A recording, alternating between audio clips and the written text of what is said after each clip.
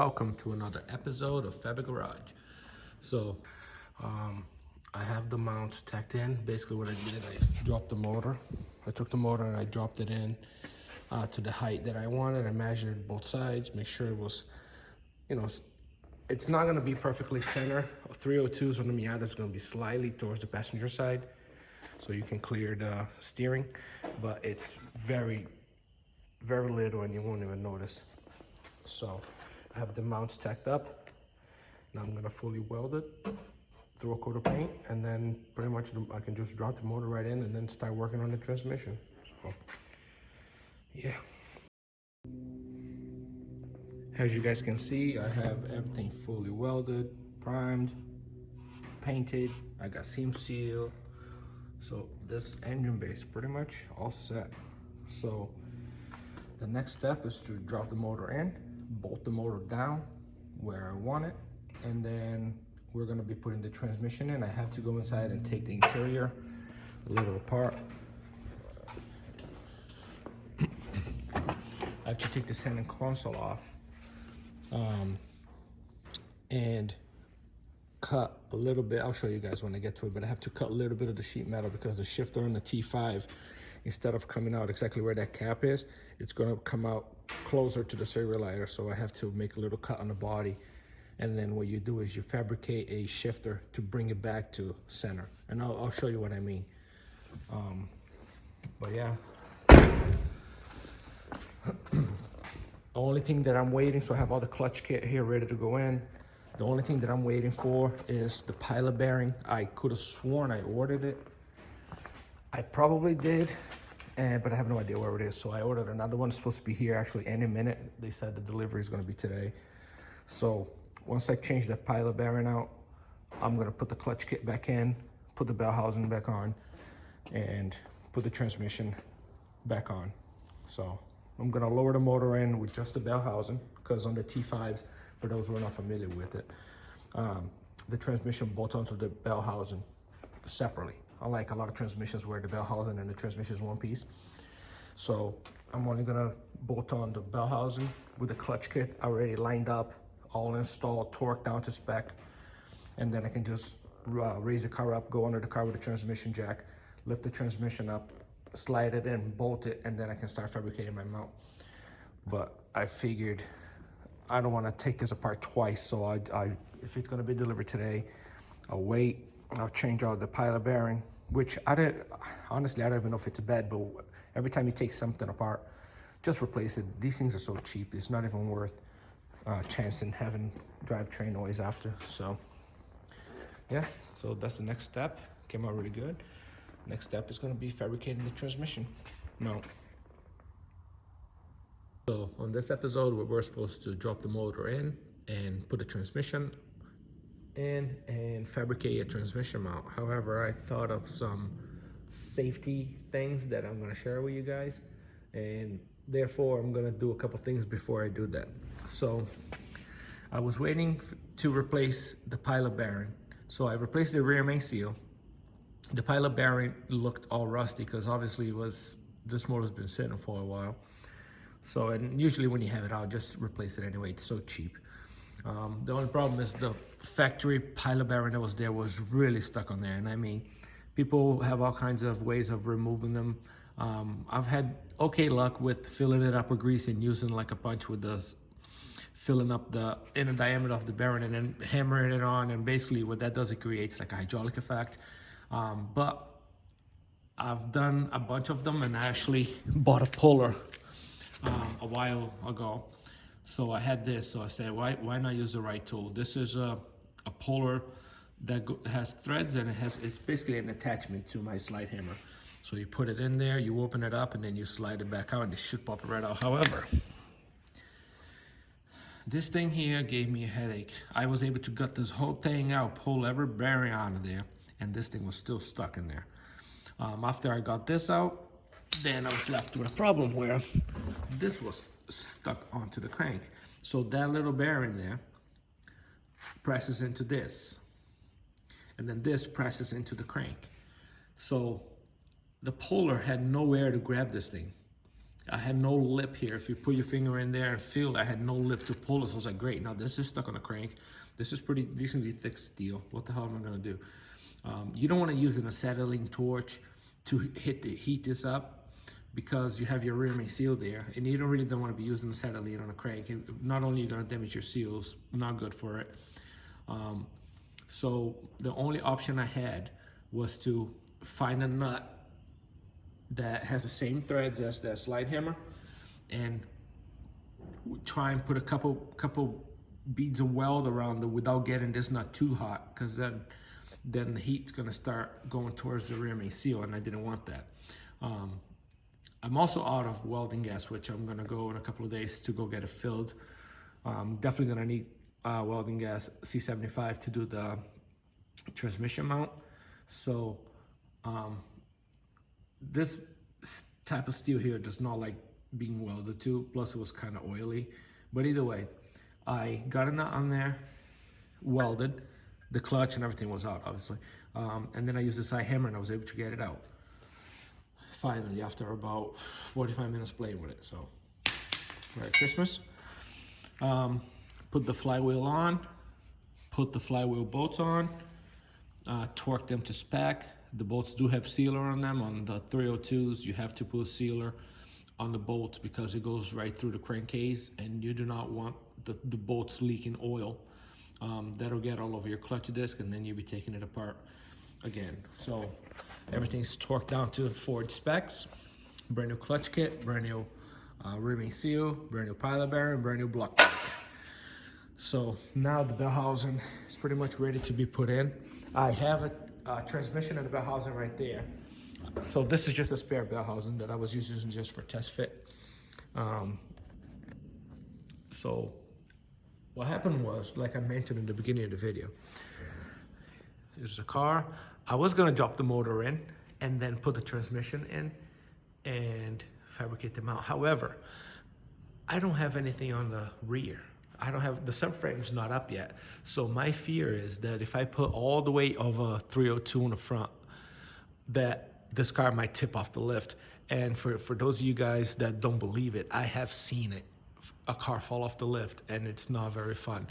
Don't ever play around with, oh, I think it'll be fine, because if this thing falls off the lift, it could, not only I could hurt myself, but it's not very safe. So I thought about, oh, maybe I'll just put the subframe with the rear end up to add some weight, maybe add some weight to the trunk. But I think what I'm gonna do is I'm gonna work on the axles, because I have to do the axles anyway. I'm gonna start working on the axles, get both of them built up with the Monster Miata axle shaft.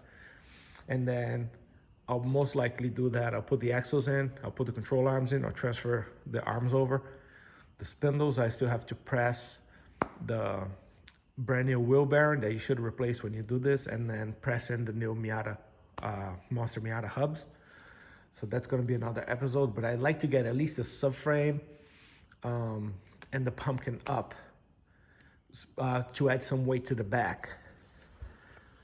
Because right now, I mean, you're talking sheet metal over here.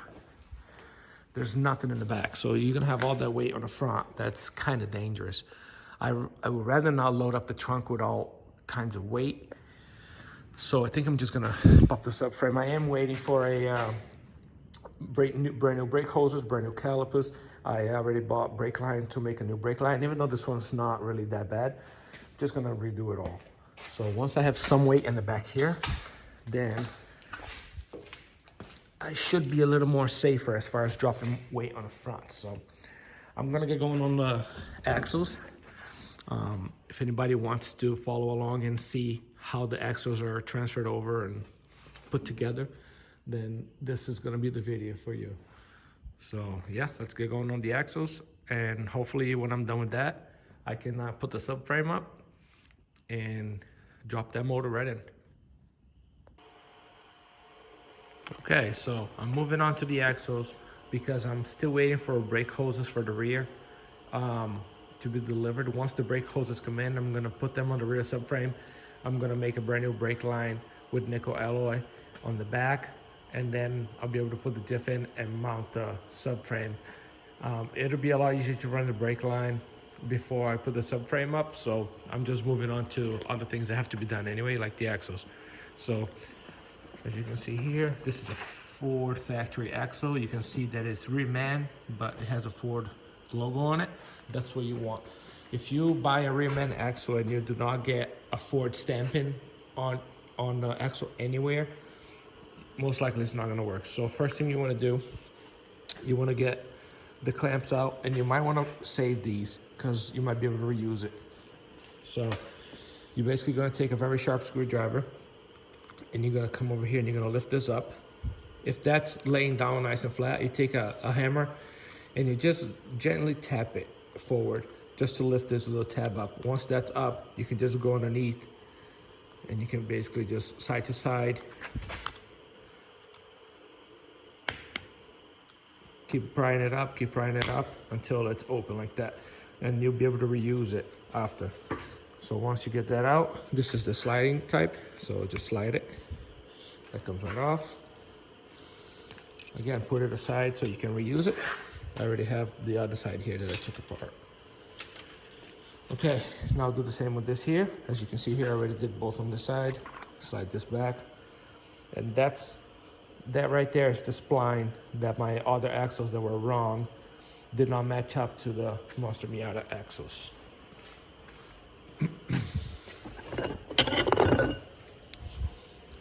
So this spline here is what has to go in there. And this is a Ford spline. So this is why you need OEM axles, because you need to match the splines. So I'm gonna take this apart more and I'll show you guys exactly what I'm doing. All right, so I finally got this boot out. Keep in mind, I'm holding my phone and doing this at the same time, so it's kind of hard to just do a continuous video. Plus, the video would be way too long if I just record every little thing, but I want to show you the actual steps though. So, slide the boot back.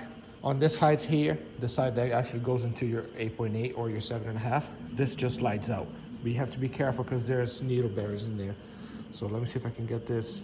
Actually, here's a better idea. I'm gonna move this so that this is facing up.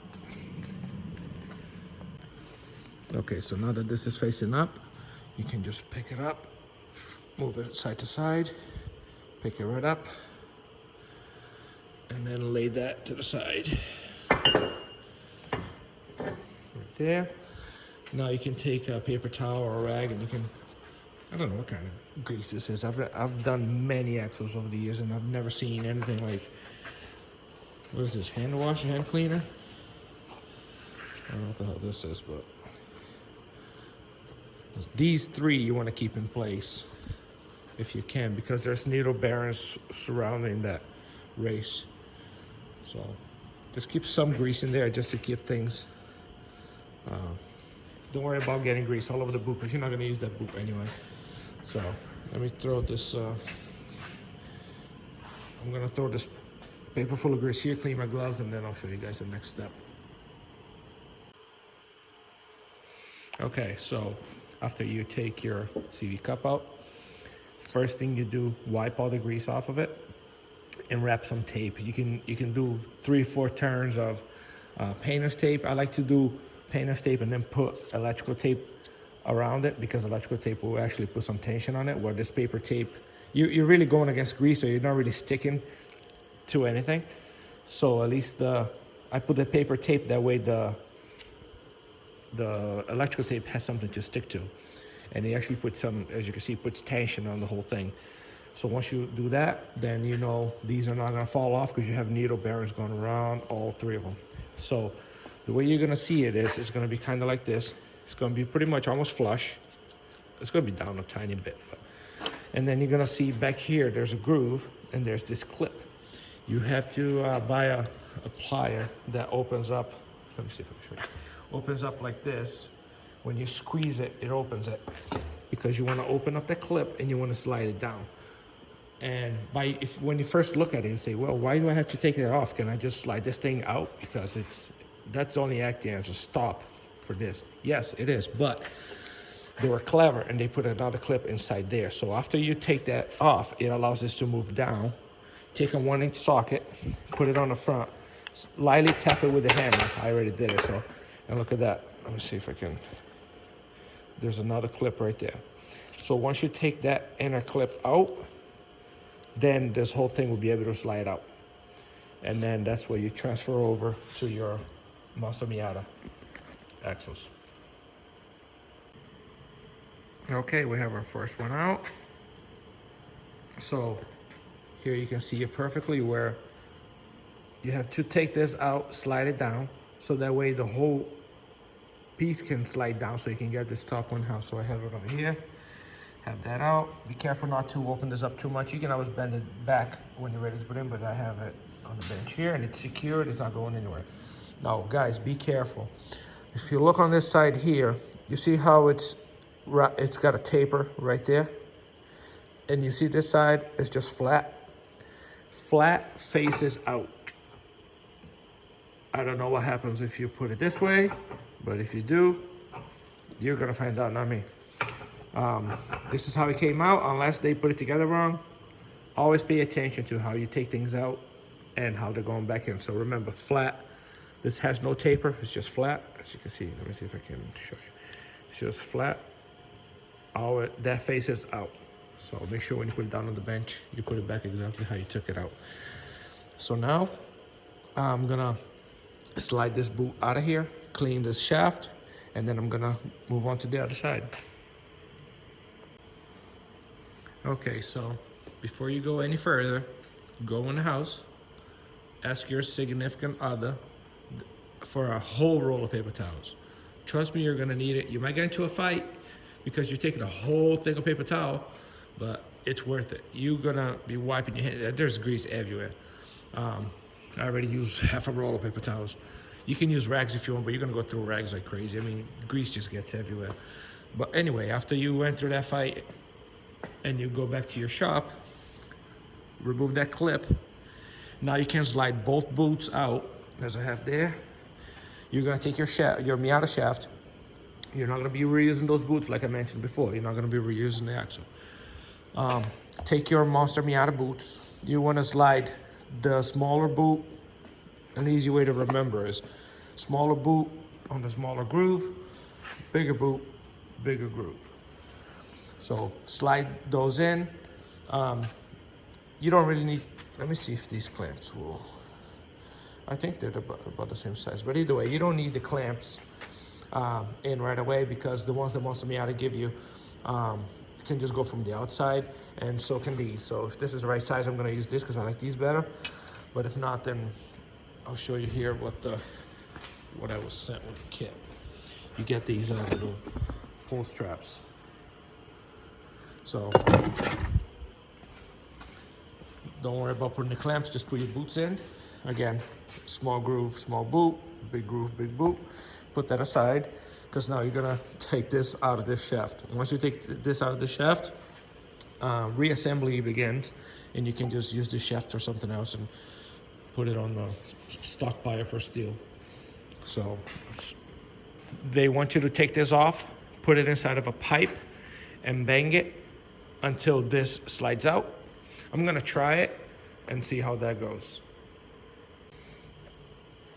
And she's out. So on this side here, there's a clip too, just like the other one, but you don't have to take that out. I just did it just because I wasn't sure, so. But now that I know, I can tell you guys you don't have to take it out. So the way I did it is you take a big piece of pipe. I think this is 3/4 inch pipe. I put it on a vise against the ground. You're gonna take this with the shaft. You're gonna slide the shaft in the pipe, and then you're just gonna go bam, bam. I hit it twice, and basically the shaft came out halfway, and then I was able to just pull this off by hand. If that shaft falls, it's just gonna fall inside the pipe anyway, and you're not using it anyway, so who cares if you ding it. But we have both joints out. This can go over here on the side. I don't be using it anymore. Thank you for your service. And now we're moving on to the Monster Miata axles. They have a wicked nice finish on them. It looks like they're already gonna be pretty rust resistant. Slide your boots in, like I said. and now we're gonna get to assembling it. So you're gonna use one small clip, one big clip from the old axle. Again, small clip on this side, big clip on this side. So for this side here, that's gonna go to your Miata broached hub. You're gonna wanna put a small clip, and basically all you're gonna do is you're gonna slide it in until it basically that seats. You kind of hear like a click when it goes. And that side will be done. On this side here, I will show you as I do it, but again, flat spot, face it out. You're gonna slide this down, and you're gonna slide it down enough till this groove shows, and then you're gonna put one of the big clips here to hold that from coming back out. Although I was told that this goes on tight, so it's not just gonna slide right in. You're gonna line up the splines, and you'll be able to get it started just a little bit, and then you're most likely gonna have to put this against a table, maybe put a piece of rubber here so you don't damage the other end, and you're gonna have to tap with the hammer until that sits down.